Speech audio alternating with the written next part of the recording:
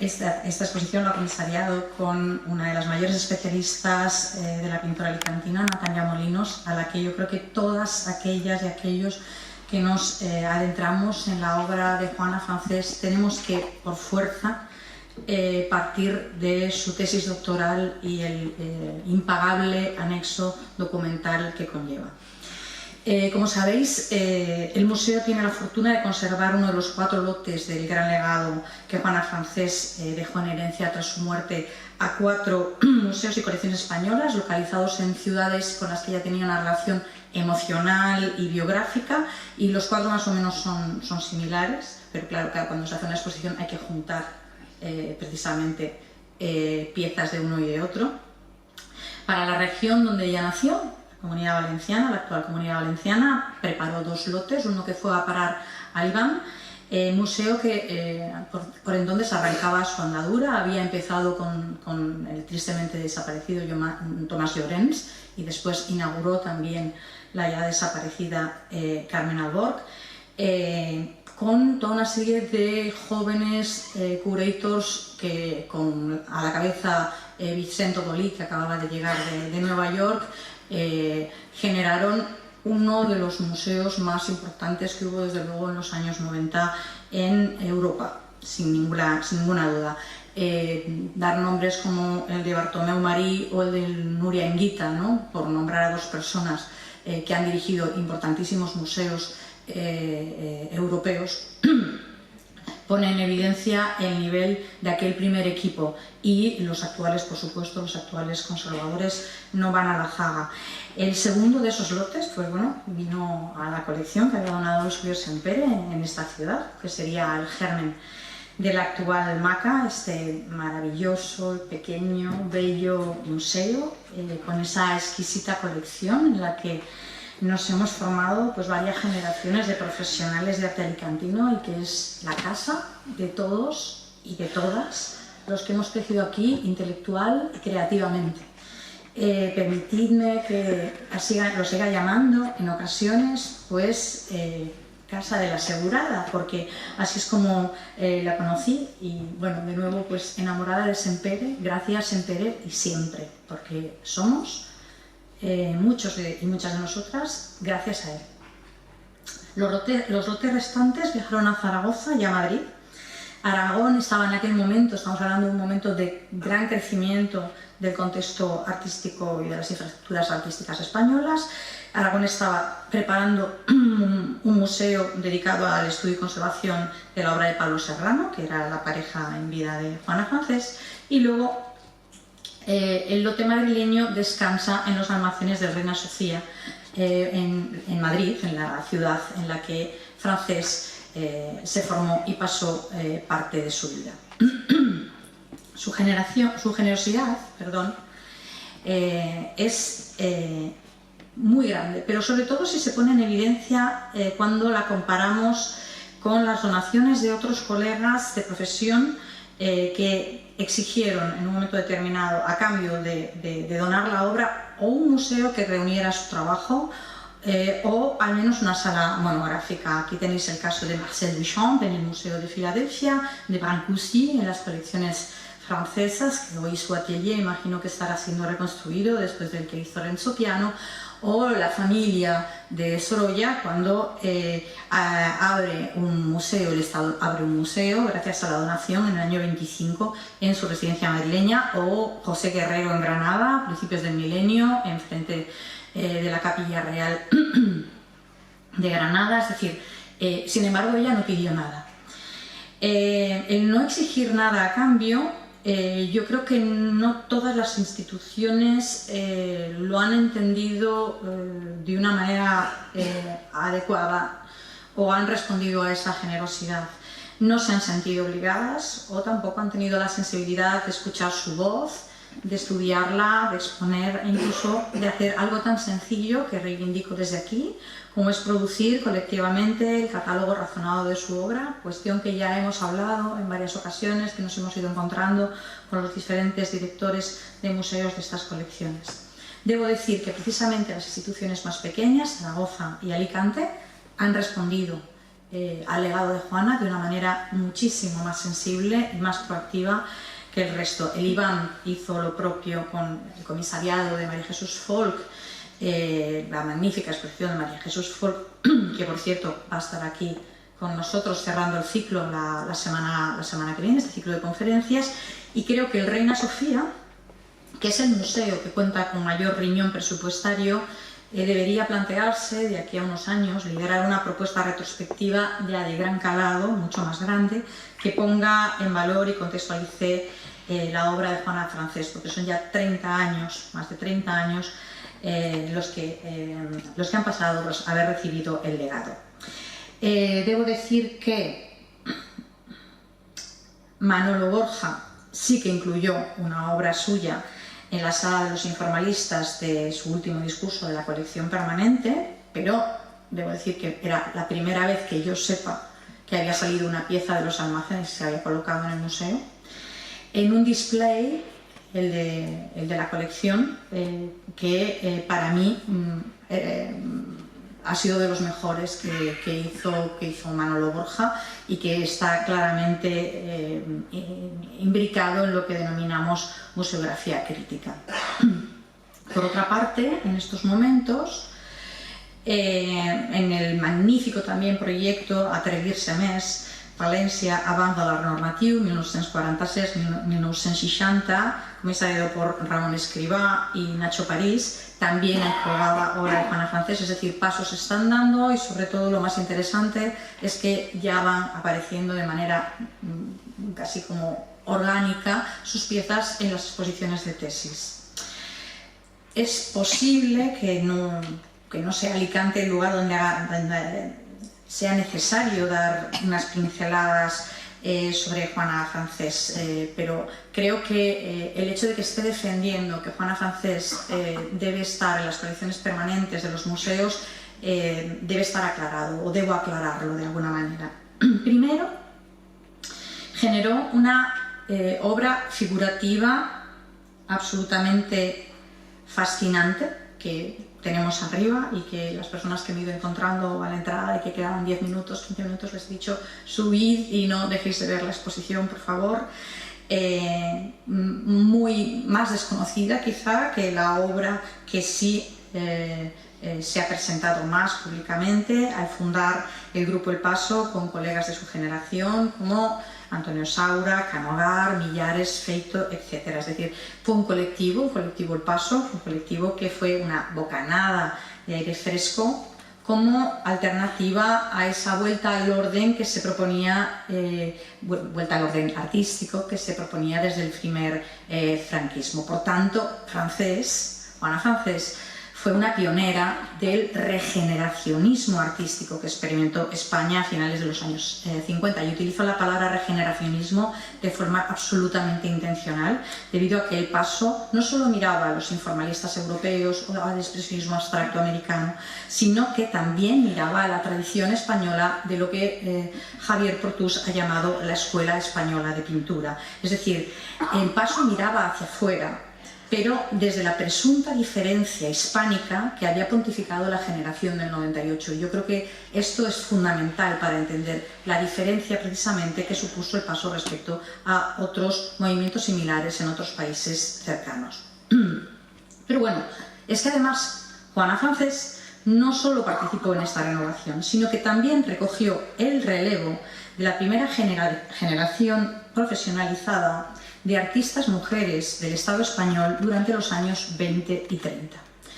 Durante la Segunda República, las españolas pudieron operar en el ámbito político, tanto para ser elegidas como para participar democráticamente en la elección de los representantes de ambas cámaras.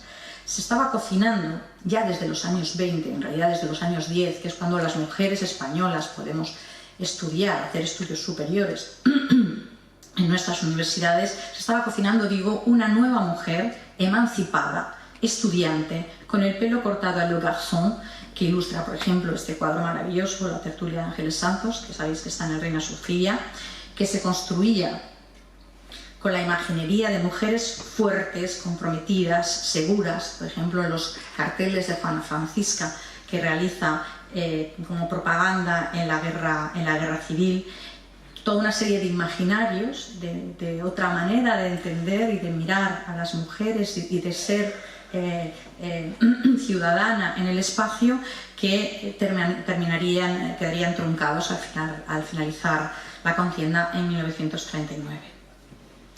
Las creadoras, tras la guerra, o bien se resguardaron en una especie de exilio interior, como pasó en el caso de Ángeles Santos o de Litejero, o bien se exiliaron como Maruja Mayo, Manuela Ballester y otras tantas. Quiero subrayar esto, y es que estas mujeres eran mucho más que artistas, es decir, su presencia en la esfera pública lo que supone es una parte fundamental, basal, de la modernización que durante estos años se produjo en España en la línea de otros países de su órbita.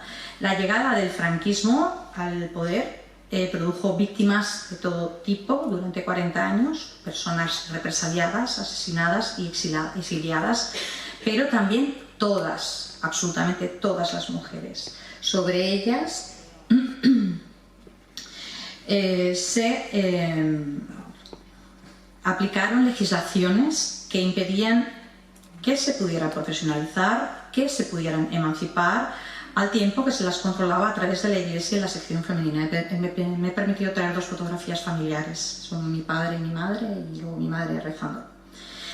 En los años de la autarquía, años en los que Juana Francés intenta salir del cascarón en términos legislativos y respecto a los derechos y deberes del Código Civil, de 1889, que es hasta ahí, hasta donde nos llevaron, ¿vale? Las casadas quedaban subordinadas legalmente a sus maridos. Su formación académica, aunque no prohibida, retrocedía a entenderse en clave de necesidad para aquellas que quedaban solteras o para aquellas que habían quedado viudas o para las clases pudientes. También se concebían como una ligereza pasajera, una manera de barnizarse culturalmente y encontrar un marido. En esta España pobre, reprimida, pacata, llena de miseria, bajo una educación castrante que tenía su germen ideológico, como veis, en el siglo XIX, la formación de las chicas, de las españolas, no era formación, era como había analizado doña Emilia Pardo Bazán unos años antes, era doma, se las domaba. Ahí, en ese contexto, es en el que se cría Juana Francés. Es decir, durante una etapa de la dictadura especialmente cruda, los años 50, Juana, además de liderar la renovación plástica, es un hito frente a la escasa presencia de las españolas como sujetos activos en los medios de comunicación, en las exposiciones, en el debate creativo, etc. Por tanto, ¿cómo no va a estar en las colecciones permanentes de nuestros museos?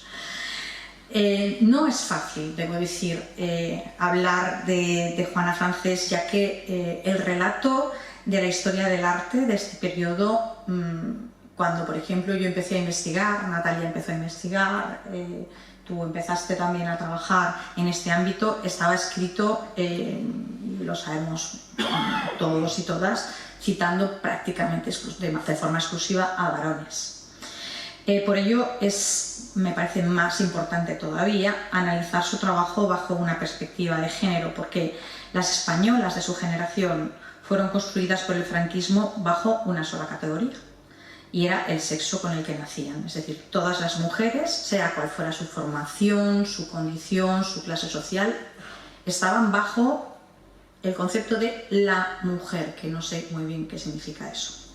Bueno, aunque durante la dictadura hubo españolas que estudiaban Bellas Artes, resultaba bastante difícil profesionalizarse como artistas, como docentes, como críticas, sobre todo si lo comparamos con qué ocurría con sus compañeros de clase varones. Y es que su papel como amas de casa, como esposas, como madres, era lo que se consideraba prioritario.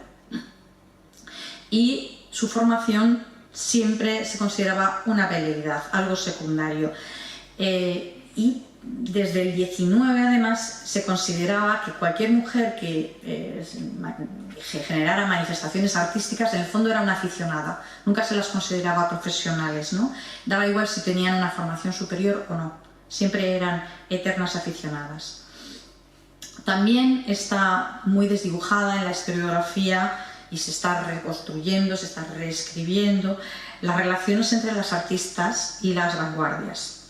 Por ello resulta también relevante reconstruir los vínculos que se establecieron entre las artistas, en el caso, hoy voy a hablar de Juana Francés, con el movimiento feminista de la segunda ola. Un movimiento que, debo decir, no solo resultaba incómodo para el régimen, también resultaba incómodo para la oposición en la clandestinidad, porque ambos estaban liderados por varones reacios a perder sus privilegios, con lo cual, en el fondo, dentro del Partido Comunista, por eso nace el MDM, el Movimiento Democrático de Mujeres, porque necesitan tener un espacio para ellas.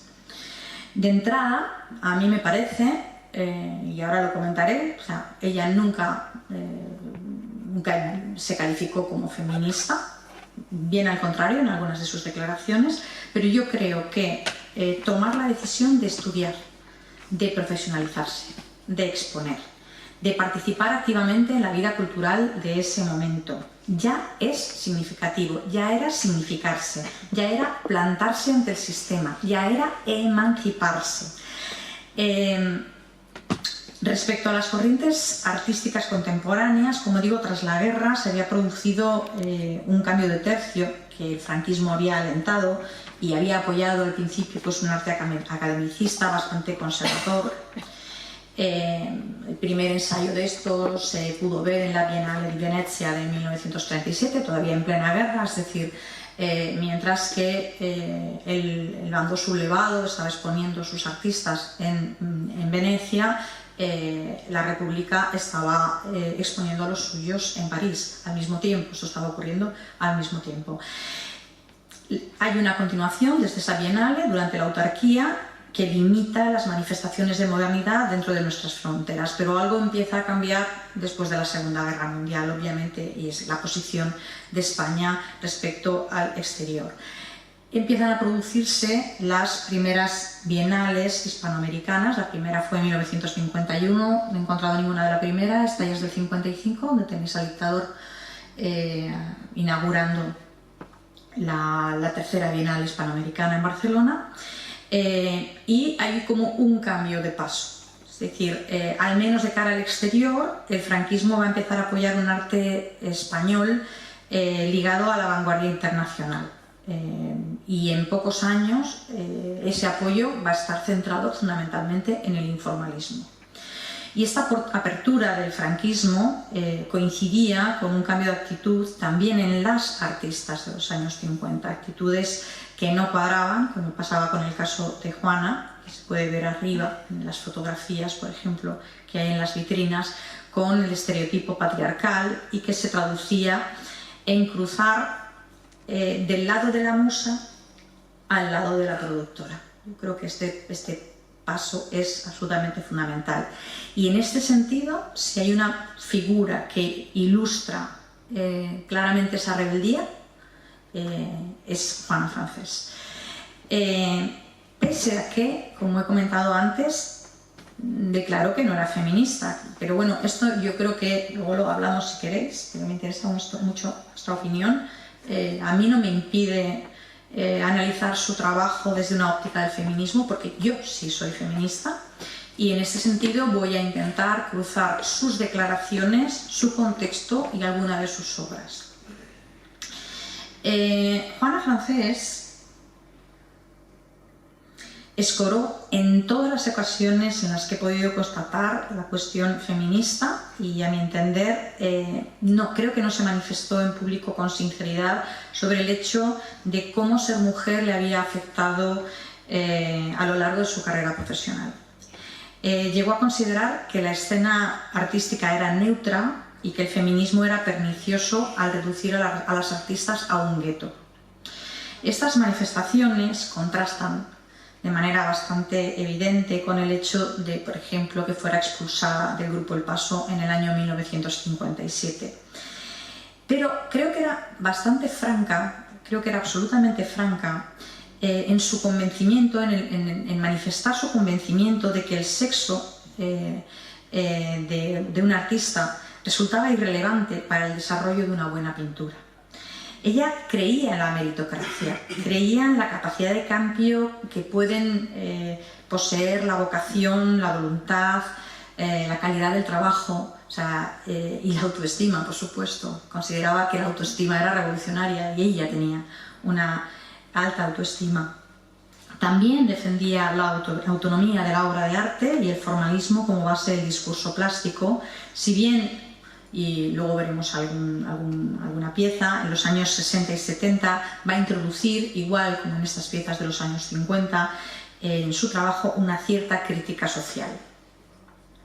Entre 1974 y 1975 hay muchísimas declaraciones de Juana Francés, porque coincide con la declaración del Año Internacional de la Mujer por la UNESCO. Entonces hay muchísimas preguntas, hay muchas revistas y muchos interviews sobre el problema de la mujer, lo que se denominaba entonces el problema de la mujer.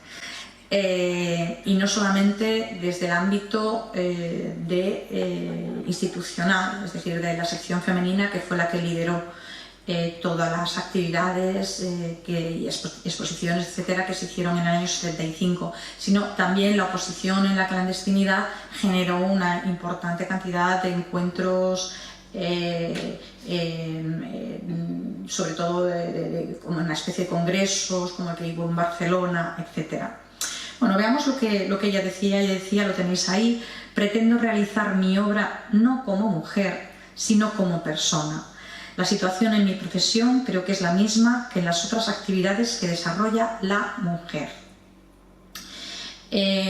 También ese mismo año afirma, ante una pregunta sobre discriminación, dice: creo que no, que hoy y en este aspecto no hay discriminación. En otra época, en la que ser pintora constituía como un pasatiempo o labor de adorno, la mujer, con vocación, sufría. Pero estas cosas se han superado. Cuando la vocación manda, todo debe ceder. Y la personalidad poco a poco va surgiendo y la obra se personifica y se individualiza, porque debe ser así, aunque existan dificultades. Siempre las hay. Siempre la vocación exigirá muchos sacrificios y muchas renuncias. En el campo de la cultura, ya que cita a los Reyes Católicos, tanto monta tanto. No queda claro si en estas declaraciones Juana Francés se refiere al siglo XIX, siglo en el que la formación artística femenina, ya fuera el piano, ya fuera bordando, ya fuera con un poco de canto, ya fuera con las acuarelas, ¿no? Asumía esta función de adorno, o si estaba alargando esta circunstancia a las décadas en las que ella estudió y se profesionalizó, es decir, en los años 40 y 50. Lo que sí es bastante obvio es que cuando está hablando de sacrificios y de renuncias, ella está hablando de su propia experiencia, de su vocación. Al año siguiente, Pilar Prats le envía una batería de preguntas que contesta ya absolutamente incómoda. Debió estar todo el año contestando entrevistas, bueno, así al menos en el material que yo he encontrado, y por supuesto el que ha reunido Natalia Molinos, y ella ya le dice: no contesto al cuestionario porque siento la impresión de que al hablar tanto de mujer, nosotras nos discriminamos. No hay que trabajar como mujer o como hombre, hay que trabajar como ser pensante. No tenemos que colocarnos un numerito en la frente. Los altos, los bajos, los rubios, los morenos, los hombres, las mujeres. Si nosotras conseguimos mentalizarnos como personas, imponiendo nuestra vocación, y vuelve a utilizar la palabra vocación, sea cual sea, con todos sus riesgos, obtendremos por añadidura el respeto y el reconocimiento debido, cueste lo que cueste. Así que todo está en nuestras manos. Juana Francés perfiló con los años un discurso algo equidistante. Yo creo que para no embrollarse en exceso al respecto de su experiencia como mujer en la escena profesional del arte, eludiendo de forma específica la expulsión del Paso en el año 57 y además siendo siempre muy discreta a qué había pasado ahí. En 1987, el crítico Juan Manuel Álvarez Enjuto, que ha sido, por cierto, profesor de la UMH durante bastantes años, intentaba meter el dedo en la llaga y le preguntaba concretamente sobre el año 57 y le decía, cuando eras la única mujer del grupo El Paso, ¿cómo se veía la mujer en ese momento? ¿Cómo era esa corriente de ser ama de casa, madre de una purrela de niños y atenta a los maridos y además ser artista? Y ella ahora ya sí que habla de la palabra feminismo, es la primera vez que la utiliza, ¿vale? Estamos hablando ya del año 87. Si empezamos a hablar de feminismo, empezamos a discriminarnos a nosotras mismas. Es decir, hablar de mujer, para ella era lo mismo que hablar de feminismo. Hay que hablar como persona, no como mujer. Fácil no ha sido, no. Pero cualquier obstáculo para mí se ha convertido en un estímulo. A finales de los años 80 reconocía de forma más clara que su vida, es decir, profesional, no había estado exenta de dificultades por ser mujer, si bien consideraba que la habían hecho más fuerte. Estas declaraciones últimas coinciden con la afirmación, por ejemplo, de el pintor Farreras, Francisco Farreras, cuando decía que Juana Francés había intentado con tesón, es decir, de nuevo con voluntad, con fuerza, acabar con el, y le cito a él, vacío existente en cuanto a la escasa presencia femenina en el mundo del arte.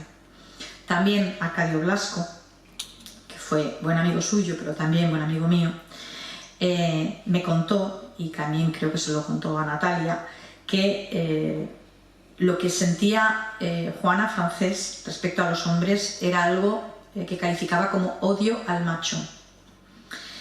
Juana Francés fue una de las escasas artistas reconocidas por sus contemporáneos. Había expuesto no solo en las bienales hispanoamericanas, en la Bienal de Sao Paulo, en la Bienal de Venecia. Antes escuchaba un podcast en el que Rosa contaba que incluso antes que Sempere, así como en colectivas de tesis muy importantes, manejadas por el régimen, debo decir, pero que dieron a conocer el arte español contemporáneo de forma internacional, como Before Picasso, After Miró, en el Guggenheim de Nueva York en el año 60, o Modern Spanish Painting en la Tate Gallery en Londres en el año 62. En este sentido, aunque en el taller ella lograra abstraerse y no pensar de forma encarnada como una mujer, desde fuera su trabajo estaba señalado por su sexo.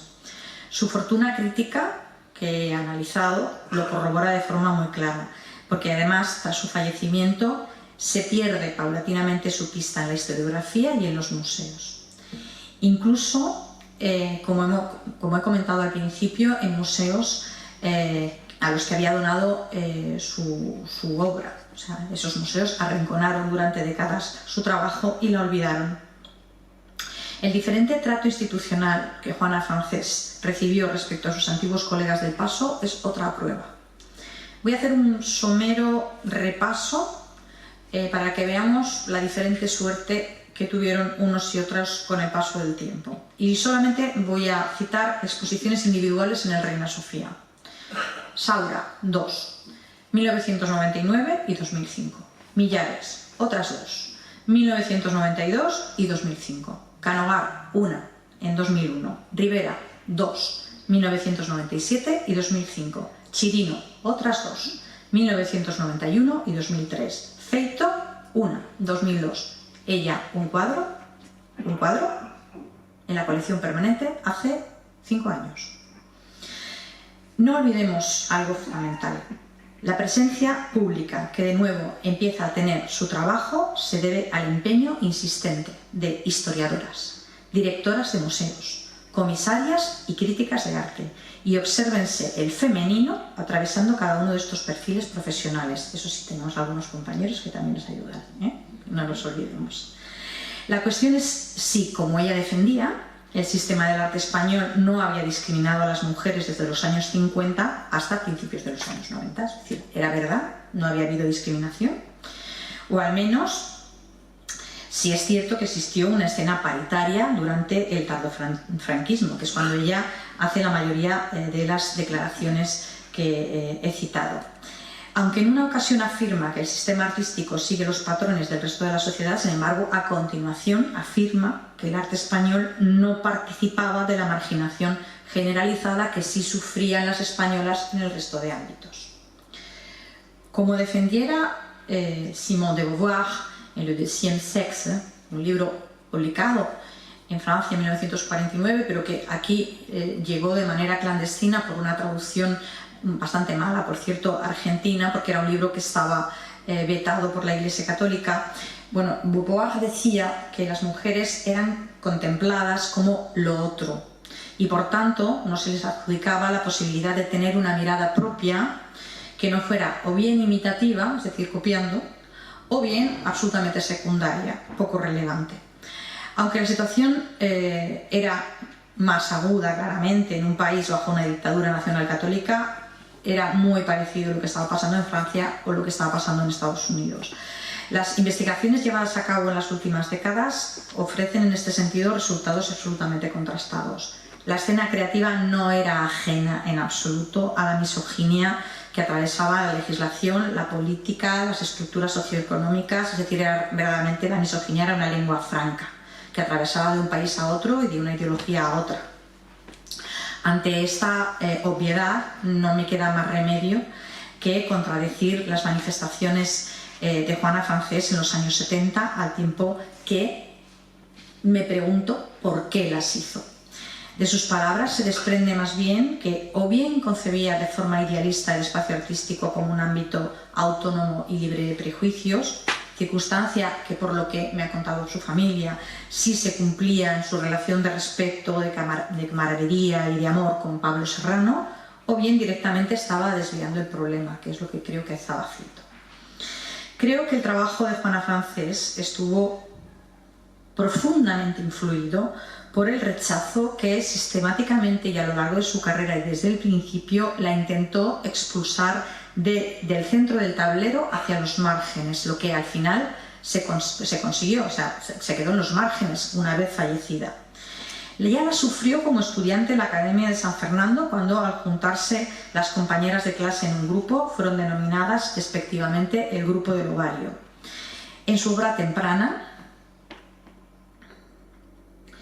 Francés vio cómo su pintura figurativa era tildada con calificativos tradicionalmente conectados a lo femenino, lo que se traducía en una lectura peyorativa o de obra menor o decorativa. Los ojos de la crítica se paraban siempre en lo evidente, que trabajaba con iconografías de la familia, de la maternidad o del matrimonio. Lo que hemos analizado historiográficamente hablando y en la actualidad, iconográficamente hablando, es que podemos releer que durante la dictadura estos cuadros significan otra cosa, que Juana Francés tocaba cuestiones como la censura, como el mutismo, como la soledad, como una España que se había teñido de tristeza tras la guerra y que cuando vemos estas familias falta un varón y ese varón es que había muerto en la guerra o es que también podían ser madres solteras. En 1953, Manuel Conde prologaba la muestra individual de Juana Francés en la Galería Biosca en Madrid. De entrada calificaba el trabajo de decorativo para a continuación escribir lo que os he puesto en la pantalla. Juana Concepción Francés consigue desechar esa absurda opinión de que la mujer está únicamente capacitada para crear una suerte de expresión sentimental, femenina, y abre paréntesis, dice, en el sentido banal y directo del vocablo. Creemos que una pintura, y esta de Juana Francés lo confirma, puede ser femenina, y abre paréntesis otra vez, en el sentido trascendente significativo del vocablo. Esto es expresión de feminidad y además, sobre esta presencia lírica, y lo pone en mayúsculas, pintura. Yo lo que quiera decir este señor Conde con este enredo lingüístico y de conceptos a mí se me escapa, es decir, es la parte contratante de la primera parte, pero lo que sí se pone en evidencia es que en lugar de analizar la pintura de Juana Francés se centró en discurrir, con muy poco éxito por cierto, sobre las posibilidades creativas de las mujeres. No habló de la exposición, sino de Francés como epítome de todas las creadoras que él engloba en mujer artista. Es obvio que es absolutamente incapaz de no verla como mujer y que para hablar de su obra necesita justificar el posible papel de las mujeres en la escena artística, apuntando, sin profundizar, en qué diferencia un femenino trivial y ñoño, que era una palabra que utilizaba mucho la sección femenina, de otro lírico y trascendente. Bueno, no sé. No analiza para nada la pintura y tras tanta retórica, yo creo que lo que se pone en evidencia es que es incapaz de escapar del discurso hegemónico sobre el papel de las mujeres en la cultura, en la economía y en la sociedad franquista. Es decir, cuando se trataba de la pintura de una mujer, pues los teóricos y críticos se quedaban varados en el complemento y nunca llegaban a estudiar el sujeto de la oración, que era la obra en sí, y entonces se ponían a hablar de que llevaba un modelito muy adecuado, que tenía una preciosa melena rubia, o que esos ojos me han encandilado. Y esa es la crítica y la crónica de la época que podemos encontrar en los años 50 y 60 sobre las exposiciones de las mujeres, que en muchas ocasiones no estaban en la parte de cultura, sino que estaban en una parte que solía tener la prensa solamente para mujeres, para hablar de cosas de mujeres. La situación respecto a la recepción del siguiente trabajo de Juana Francés parece que cambió cuando a partir de 1956 se embarca en el informalismo matérico, que había conocido ya en el curso de arte abstracto de Santander en el 53 y en otro viaje que había hecho por Europa en el 56. Y en el 57, pues como os he puesto antes ya en esta imagen, que vuelvo a repetir, va a ser la única pintora que participe en las muestras del Paso como grupo que nacía, como declaraban sus manifiestos, con la misión de cubrir una necesidad moral, decían, y los cito literalmente: vigorizar el arte contemporáneo español en un momento en que atraviesa una aguda crisis. Es decir, había una denuncia que el colectivo centraba en la escena artística y sus lenguajes, pero obviamente evadían las referencias a la realidad política, que era la que generaba en el fondo esa crisis profunda. No podían hacerlo de otra manera, por otro lado, claro. No es aventurado pensar que el informalismo permitió a Juana Francés liberarse de unas enseñanzas académicas ancladas en el siglo XIX y escorar los prejuicios que existían hacia la obra hecha por mujeres. El franquismo, como os he comentado antes, no generó un realismo similar al de otros totalitarismos, ya fueran el totalitarismo soviético o el nazismo o el fascismo italiano en la primera mitad del siglo XX, y se había refugiado en un academicismo muy del XIX. La abstracción, como no tenía narrativa, pues de entrada imposibilitaba que se conociera el sexo de la autora, que encima firmaba con las siglas, no firmaba con el nombre completo, como hizo Lee Krasner en su momento. Su trabajo no estaba enfocado hacia disciplinas tradicionalmente ocupadas por mujeres, como el textil o el diseño de moda. Era la pintura, ¿no? Esa pintura con mayúsculas de la que hablaba antes Conde, nada cuestionable, poco sospechosa.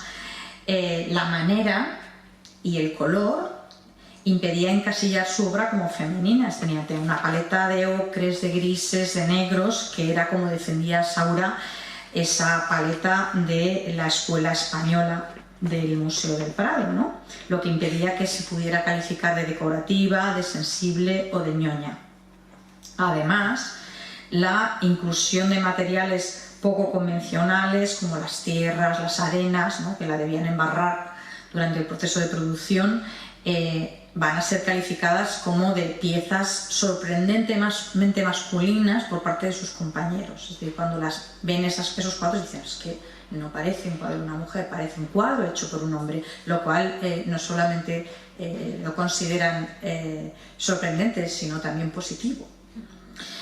La abstracción, un lenguaje sin un significado político visible, lejana a decir, cercana a expresar, fue aprovechada por el régimen para lavar sus vergüenzas en la escena democrática internacional y empezó a pasear a los pintores modernos. En este sentido, la de Juana Francés, en línea con la de sus compañeros del Paso, era una pintura vigorosa, enérgica, incluso gestualmente agresiva, como podéis ver, o sea, tics todos ellos pues ligados a la idea de la vanguardia, de la ruptura, de lo revolucionario. Entonces, pues la abstracción parecía ser una fórmula para que Juana Francés se construyera como una artista a secas, ¿no?, como era su deseo. pero los compañeros la devuelven al redil y en septiembre de 1957 es expulsada del colectivo. Pese a que ella nunca revelara públicamente ni las razones del conflicto ni su sentir al respecto, esta experiencia debió ser traumática y frustrante y está detrás de muchos de los comentarios que antes, de las citas que antes he leído. Muy tozuda, mantuvo su carrera con un nivel similar de actividad tanto en su presencia nacional como internacional. En el año 1959, coincidiendo con su exposición individual en el Ateneo de Madrid, la sala del Ateneo de Madrid era en aquel momento una de las salas más importantes de España, por allí pasó lo más granado del arte contemporáneo español. Pues uno de los críticos también bastante relevantes de aquel momento, José de Castro Arines, concluye que Francés es, y lo dice así, uno de los más seguros valores de la pintura joven nacional.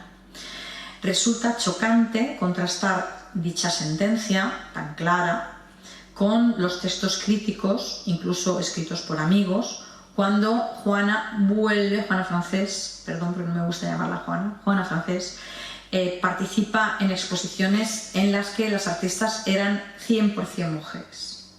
Es decir, cuando de nuevo vuelve a exponer con compañeras. Con la pérdida de su anterior contexto masculino, ella vuelve a apreciar cómo la recepción crítica señala su trabajo en un cuerpo femenino. En 1960 muestra su obra junto a la de Maria Droc, Isabel Santaló y Nadia Verba en la Galería Nebli de Madrid. Y Cirilo Popovici, que era un crítico bastante importante en aquel momento, era rumano, estaba casado con Maria Droc, queriendo halagar, acaba subrayando en un artículo como la doble carrera femenina de estas pintoras como artistas profesionales y amas de casa. Y dice lo siguiente en el texto, y le cito a él: estas mujeres no se han reunido en Nebli para criticar a otras ni para hablar de chachas, sino a presentar unas obras que se colocan en la vanguardia más avanzada del arte abstracto. Coincidiendo con la muestra, se programó un coloquio en el que Popovici afirma que la abstracción engendraba, y de nuevo le vuelvo a citar, perdón que me he perdido aquí, engendraba una nueva conciencia, la mujer de su propia personalidad. Antes, la pintura de la mujer era escuetamente femenina, si por eso se entiende la debilidad propia del sexo, pero hoy, y las de Nebli lo atestiguan, ya no se puede hablar de mujeres que no sean capaces de pintar pura y simplemente, sin que acusen su particular sello femenino. Lamentablemente, Juana Francés prácticamente no generó una teoría sobre su trabajo. Pensaba, y otros muchos artistas de su generación también, que debía expresarse exclusivamente a través de su obra, lo que dejaba a expensas de interpretaciones ajenas su trabajo, y obviamente esas interpretaciones tenían una agencia que en muchas ocasiones resultaba de carácter grotesco. No dejó ver que Popovici era una persona bien intencionada, pero, por ejemplo, vamos a ver qué es lo que decía un cronista, ¿no? Aparte que Popovici señala una y otra vez que son mujeres, que son mujeres, que son mujeres, que son mujeres, habla poco de pintura, que son mujeres, que son mujeres. Bueno. ¿Qué decía un cronista, que por cierto es anónimo? Esto ya se iba totalmente de madre. Escribía que el montaje de la exposición en el que él había estado llevaba camino de no resolverse si no aparecen más tarde los maridos, refiriéndose a la presencia en la sala de Popovici y la pareja de Verba, y finaliza: no hay que pensar, ni mucho menos, en una afición al margen de sus labores domésticas, es decir, la pintura era una afición. A este contexto teñido de paternalismo hay que añadir los comentarios muy malintencionados de sus compañeros de profesión cuando Juana Francés exponía en espacios de prestigio internacional. O sea, se consideraba que esos éxitos venían dados porque Pablo Serrano intercedía por ella para que ella pudiera exponer, por ejemplo, a la Gulbenkian. Cualquier, por tanto, declaración que ella pudiera hacer era un terreno minado. Cualquier referencia a lo femenino en el trabajo era inmediatamente aprovechado. Juana Francés salvaguarda la paleta oscura que había desarrollado desde 1956, pero vuelve a mirar la realidad que la circunda, como hizo en su etapa figurativa. Se aventura en las series siguientes a generar más texturas y relieve al introducir materiales propios de la albañilería, como ladrillos o trozos de cristal, de la electricidad, de la electrónica, tornillos, enchufes, tuercas, bombillas, interruptores, todos ligados al trabajo masculinizado de los oficios. Por cierto, no os perdáis la maravillosa exposición de estudiantes que hay a la entrada de esta sala sobre sus rotópedos, pero que también se constituían como grandes torres fálicas que hacían referencia a jefes y ejecutivos de grandes empresas. Según Juana Francés, sus rotópedos denunciaban en El hombre y la ciudad que, y la cito a ella, estamos todos atrapados en la sociedad de consumo. Por eso tomo estos elementos. Estamos cosificados. Por eso hago hombres con transmisores y chatarra. Pablo Serrano y Juana Francés confluían en el uso de un concepto, entonces bastante común, de hombre anulado y programado por la tecnología, por las grandes urbes que engendran soledad, en las que vivimos hacinados, en las que se pierde la vida de comunidad de los pueblos, un tema que pretendían universal y común en el arte español de esos años. Sin embargo, también había en esas ciudades en expansión de finales de los años 60 y principios de los años 70 muchísima ama de casa adocenada tras el zurcido de calcetines, que no se ve, a veces se apaga, ¿no? ¿Qué puedo hacer? ¿Puedo hacer algo? Bueno, lo que estaba diciendo es que también había muchas mujeres que estaban zurciendo calcetines, que tenían pilas de ropa que planchar, que tenían que acunar a sus hijos cuando lloraban o que tenían que fregar cacerolas. Iconografías que no aparecen en la obra de Juana Francés. Es decir, ese universal que Pablo Serrano y Juana Francés convocaba estaba claramente masculinizado y no conectaba con esas mujeres que ni tan siquiera eran consideradas en ese momento legalmente como ciudadanas. Es decir, todas las señoras que hemos nacido aquí antes de mediados de los años 70 no nacimos como ciudadanas, tenemos que ser conscientes de eso. ¿Qué es lo que pasaría si, por ejemplo, cualquier elemento de trabajo femenino hubiera aparecido en las obras de Juana Francés? Pues que se la hubiera señalado todavía más. Algo que, por ejemplo, pues no ocurría en ningún momento en las obras de Tapies, ¿no? Que podía incluir perfectamente en su trabajo pilas de platos o ropa tirada en una silla sin ser sospechoso de nada. Con lo cual, este parangón que acabo de hacer pone en evidencia que en la recepción de una obra era relevante, sigue siéndolo, el sexo del o la artista. Las mujeres en este sentido estaban excluidas de lo universal, eran tan invisibles como su propio trabajo. Se podría interpretar que el tipo de materiales y lenguajes utilizados por Juana Francés no solo nacen de una legítima necesidad de investigación expresiva y personal, sino que también les sirven, yo creo, de estrategia de tabla de salvación en un entorno que ella intenta construir como ideal, un entorno que ella desea que sea neutro. Sus declaraciones pueden interpretarse hoy una cierta indiferencia ante el problema de las otras, porque después de todo ella sí logró en vida el reconocimiento artístico, pero es preciso señalar que este tipo de comentarios, muy similares a los que os he leído de ella, eran bastante comunes en algunas artistas de los 70, alguna de ellas todavía hoy en activo, ¿no? Y que han mantenido un argumentario que rechazaba el feminismo esencialista de la época de los 70. Me gustaría citar, por ejemplo, tengo muchas más, pero a otra pintora de la generación de Juana Francés que se movía en una geografía política totalmente diferente, que era la británica, es decir, Bridget Riley. Bridget Riley escribe en 1971, en plena explosión del feminismo de la segunda ola, un texto que titula The Hermaphrodite, en el que rechaza la incursión del feminismo artístico que se estaba dando en aquellos momentos, sobre todo en Estados Unidos, Gran Bretaña, Francia, etc. Y afirma que, estas son palabras de Bridget Riley, la liberación de la mujer, cuando se aplica a las artistas, me parece un concepto ingenuo. En este momento, las artistas necesitan esa forma particular de histeria tanto como un agujero en la cabeza. Nunca he sido consciente de ser mujer cuando estoy en el estudio. Tampoco creo que los artistas varones sean conscientes de su masculinidad cuando trabajan.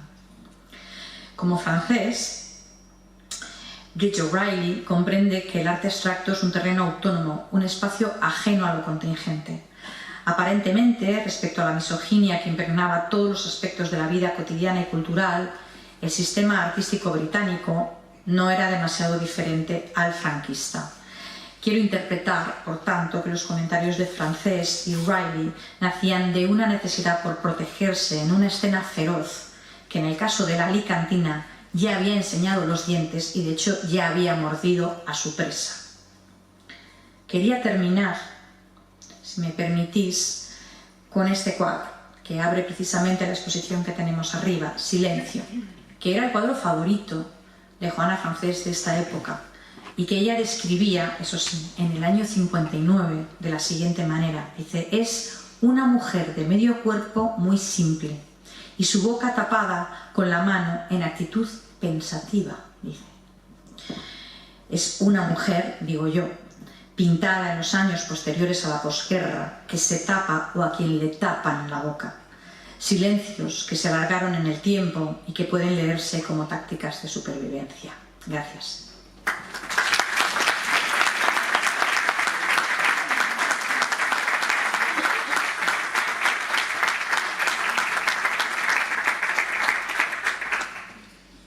Bueno, después de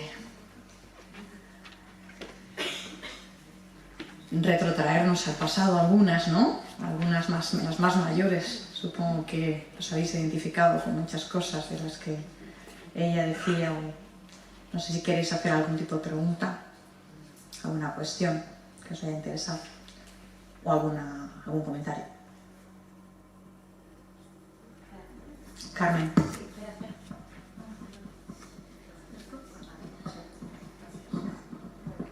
Me ha encantado, Isabel, la exposición, todo, cómo lo has planteado de principio a fin. Y claro, siempre todas estas mujeres que no acaban de ver, porque yo creo que cuando escucho estas mujeres que no acaban de entender lo que es el feminismo, que no acaban de verse a ellas mismas en la escena real en las que están, no me pregunto cuál es la razón, porque yo creo que ni Joana Francés, ni esta otra señora, ni muchas otras que reniegan, que no se identifican, que no sé cómo entenderlo muchas veces y a veces pienso si no es una forma de autodefensa, de autoafirmación, de intentar, digamos, colocarse una barrera alrededor, un escudo protector que no sé, que les permita seguir, porque tú decías que ella tenía mucha autoestima. Yo no estoy tan segura de esa autoestima cuando veo, primero, muchos de los cuadros y segundo, en muchas de esas declaraciones. Yo creo que es una necesidad de reforzarse, ¿no? Y por otra parte, tener como referente a esa mujer de la sección femenina abordando y a las señoras pintoras de floreritos en los salones sociales, pues tampoco creo que quisiera sentirse identificada en el sentido de esa mujer.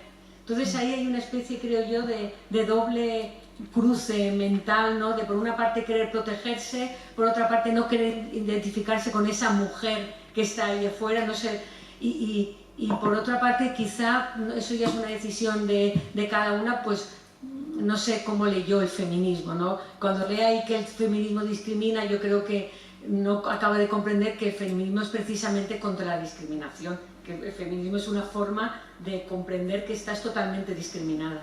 Entonces, no sé, es un comentario que se me ocurre en el libro porque me interesa mucho. Sí, hay un cuadro, yo no recuerdo el nombre del autor, que en este museo que se llama Adaptado Anulado, de Bento. Hay un cuadro de Bento que es justo de esos años, yo creo de principios de los 70, se llama Adaptado Anulado. Yo lo recuerdo de cuando entré por esa puerta con 13 años, ¿vale? y que creo que era exactamente esto lo que estaba pasando. Ella, a mi entender, su biografía me hace entender, porque he intentado por todos los medios entender por qué hacía estas declaraciones. Y creo que se está autoprotegiendo, claramente se está protegiendo. Y creo que a Bridget Riley le pasa lo mismo, porque a Bridget Riley, o sea, la criticaban porque decían que su trabajo, que además estaba haciendo ya a finales de los años 50, estaba haciendo ya un arte ligado al opar y a la pintura normativa, era un trabajo verdaderamente muy serio. Sin embargo, se consideraba que eran prácticamente como labores de aguja y la criticaban. Entonces, yo creo que eran mujeres que habían sido las primeras, estamos hablando de las pioneras en el fondo, bueno, en el caso español están las pioneras de los años 20 y 30, pero que desaparecen absolutamente del mapa y que además sufrieron una damnatio memoria, que nadie las recordó después. Entonces es la primera generación de mujeres que se enfrentan al espacio público, y en el espacio público se encuentran con un espacio aparentemente galante, pero que en el fondo es tremendamente agresivo y que las está intentando expulsar. Entonces se intentan adaptar. O sea, esto es lo que yo entiendo, se intenta adaptar. Y luego las más jóvenes, pero claro, tenemos que tener en cuenta que las artistas más jóvenes que en aquel momento, en los años 70, por ejemplo en Estados Unidos, pero también en Francia, como Orlan, estaban trabajando desde el ámbito ya claramente del feminismo, eran chicas que tenían 20, 25 años. Estas ya eran mujeres que habían empezado su trayectoria en los años 50, con lo cual hay una diferencia generacional, yo creo que fundamental, y no se acaban de entender, o sea, no se comprendieron. ¿Cómo leyó el feminismo? Creo que no lo leía en absoluto, claramente no lo leía, o sea... Bueno, lo primero, darle enhorabuena a Rosa por la exposición, que es preciosa, y a Natalia Molinos, porque además han hecho un montaje muy bonito. Y al hilo de esa exposición y de su lugar, te enhorabuena a ti por tu conferencia, que ha sido muy pedagógica, dando claves del contexto social y cultural. Pero yo intuyo que una de las claves para comprender ese no feminismo está en la propia obra de ella, y en esta obra particularmente, porque yo cuando salí de la exposición pensé que hay varios conceptos que creo que son claves en esa etapa al menos. En la figurativa te refieres. En la figurativa. Silencio, soledad, tristeza muy profunda. Cuando está en la familia, las familias no parecen conectadas. Los niños no se ríen. Las miradas sí, son pensativas, pero los párpados caen. La boca está cerrada, no hay alegría, hay una tristeza muy profunda. Y en este sentido, me gustaría preguntarte a ti, y también a Natalia, no sé si está ahí, si no... Natalia estaba por ahí atrás. Allí. Pues aquí posiblemente una clave para entender esto es su propia biografía personal, cuando era pequeña, su familia, cómo se desarrolló su vida familiar, porque también en las obras posteriores también hay una profunda tristeza y también hay soledad, ¿no? Yo creo que esa actitud de silencio también hay una clave personal de ella. No sé si Natalia quiere responder, si no...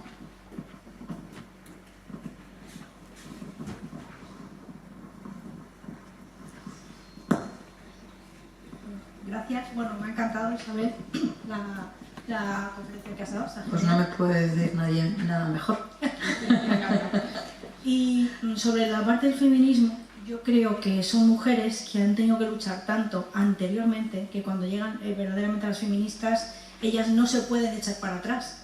Ellas han estado luchando por ser uno más, no neutro, ¿no? Y de repente no se quieren meter en un grupo solo de mujeres, porque es lo que ha estado luchando. Yo creo que incluso el pasar al informalismo por parte de Juana fue diferenciarse también de otras mujeres que siguieron haciendo pues, una pintura más realista, como esta Menchugal, que estaba más ligada, pues a lo mejor si quieres, a hombres, pero también pues es una pintura femenina, si quieres decirlo así.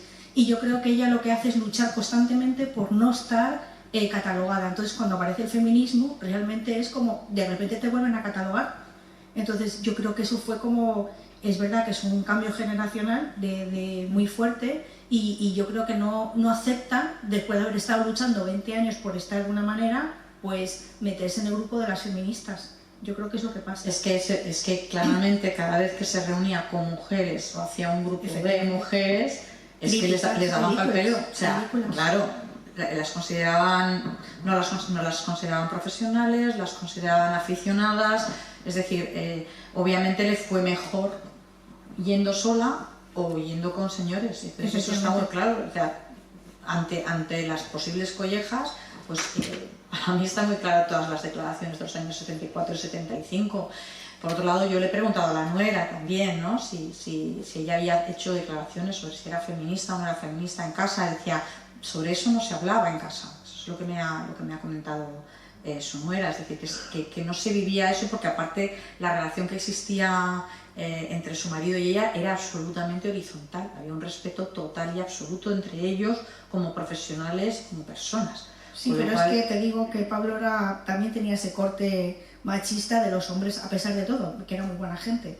De hecho, en el documental que hemos hecho, cortamos una parte que era de Pablo porque no queríamos incluir tanto a Pablo, pero es que hay un comentario que a mi marido y a mí cuando estamos viendo es que nos indignaba, porque cuando habla de la tercera época de Juana, están haciendo la exposición que hace en París y tal, y él dice, no, bueno, lo de Juana es hablar del presente, yo lo que hago es hablar de la humanidad, o sea, él es el que tiene el concepto humanista y filosófico y profundo, y Juana nada. Y ella misma dice... No tienes que haber cortado esto, porque esto es fundamental para que entendamos en realidad... sí, pero, claro. pero no quería criticar a Pablo en ese sentido. Ya, pero bueno, es interesante también entender... Porque... No, para mí fue como... O sea, yo entiendo que para Juana todo esto fue muy doloroso, a lo mejor sin entenderlo...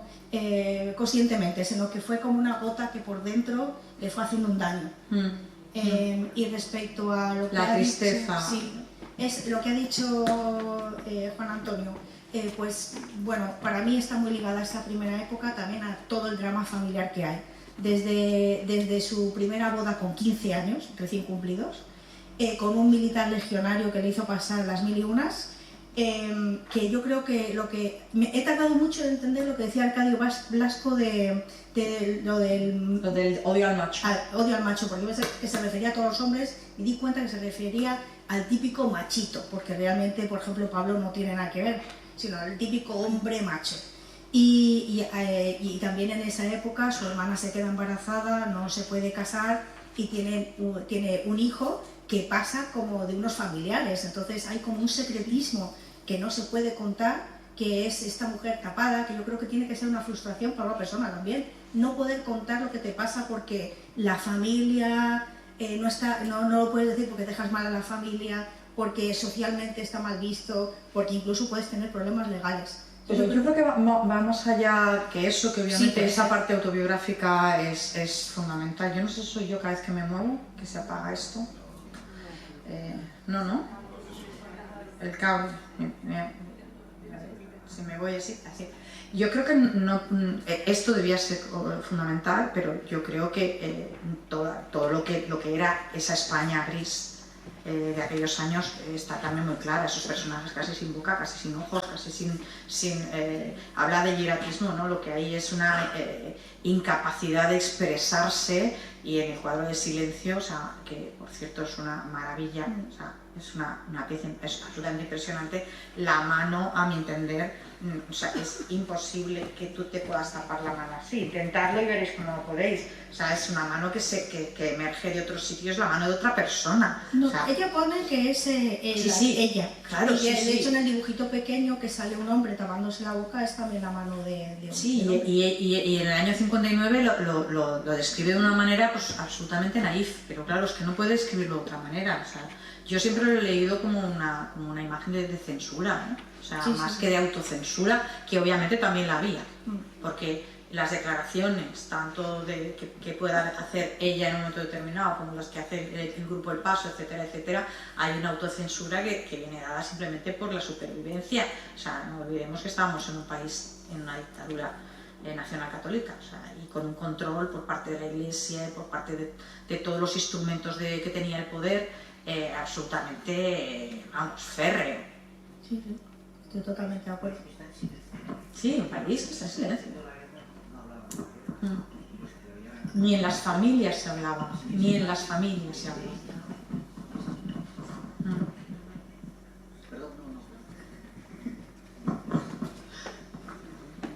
Gracias, Isabel, por tu explicación, por esa conferencia tan bien tramada y que con esas idas y venidas, de nuevo, casi con el grupo El Paso como centro, ¿no? Yo también creo que para ella debió de ser muy traumática esa expulsión y no sé si sabremos exactamente por qué y qué supuso realmente para ella, pero yo creo que sí, que fue excesivamente traumática y que yo creo que a lo largo de toda su trayectoria se percibe.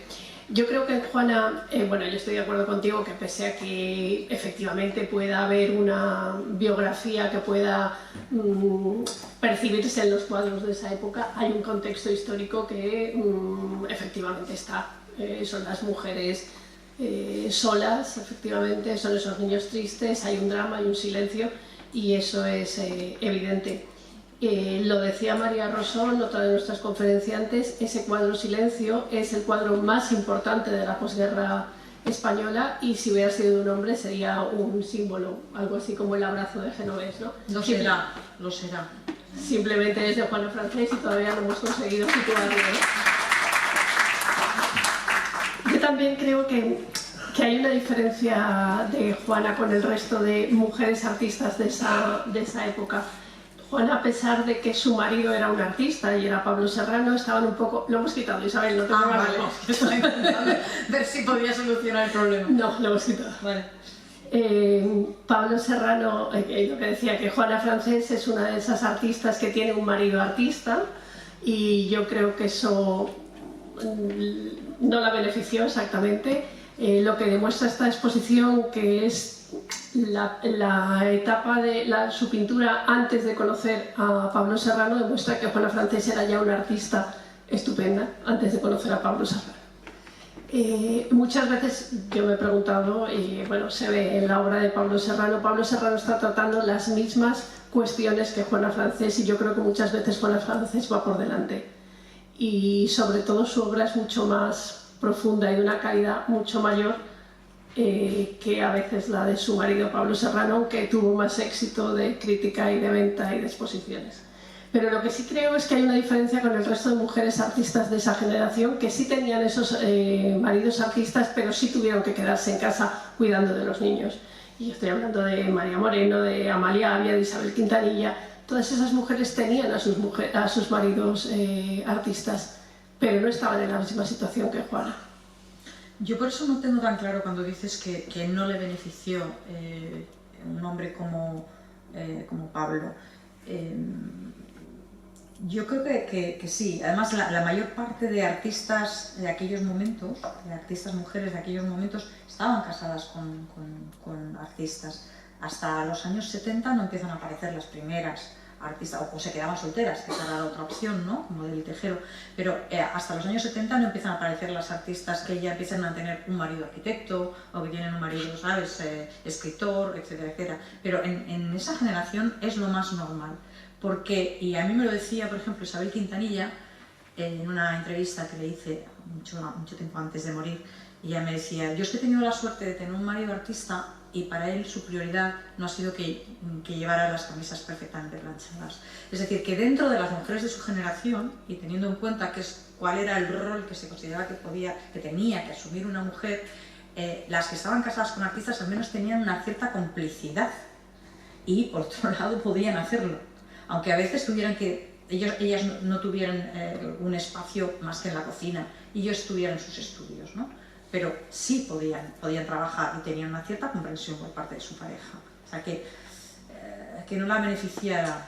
Yo no compararía tampoco la obra, bueno, no se me ocurre comparar la obra de Pablo Serrano con la de Juana Francés. Me interesa mucho más la de ella, a mí me pasa lo mismo que a ti, pero creo que son artistas diferentes, pese a que sí, efectivamente, en un momento determinado, por ejemplo, principios de los años 70, están trabajando un tema común, pero que no es común solamente a ellos. O sea, está en la obra de Bento que acabas de citar tú y está en muchísimas obras ligada a esa lectura que además lo tenemos ahora mismo de nuevo, la tecnofobia o tecnofilia, ¿no? Es decir, que vivimos en el momento actual y la estaban viviendo en aquel momento de la misma manera. Estaban, por un lado, los artistas que consideraban que la tecnología era el final del ser humano y por otro lado estaban los normativos que estaban trabajando con grandes computadoras, con las primeras grandes computadoras, considerando que eso era el camino que debería generar el arte, ¿no?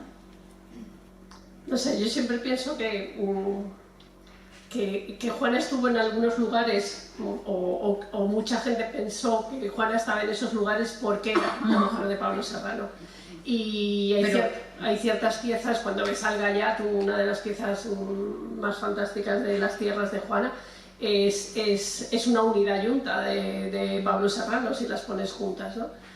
Cuando está haciendo las bóvedas Pablo Serrano, está Juana haciendo las cajas. Realmente los temas son paralelos. Están trabajando, yo en ese sentido, pasa con otras parejas. Hay un libro que a mí me parece maravilloso que se llama Los otros importantes y que habla de parejas de artistas y esto es bastante común. Es decir, están trabajando y a veces comparten estudio. Entonces están hablando, intercambian, comparan, opinan y es normal que se influyan unos a otros, ¿no? O sea, no es una cosa que me parezca mala per se, o sea, me parece casi normal, ¿no? Tendremos que investigar un poquito más. Exactamente, sí. No sé si hay alguna pregunta más. Pues os doy las gracias por haber venido a todos y a todas y os emplazo la semana que viene, el viernes, que viene a dar la conferencia María Jesús Folk y que cierra este ciclo sobre Juana Francés, que no se termina.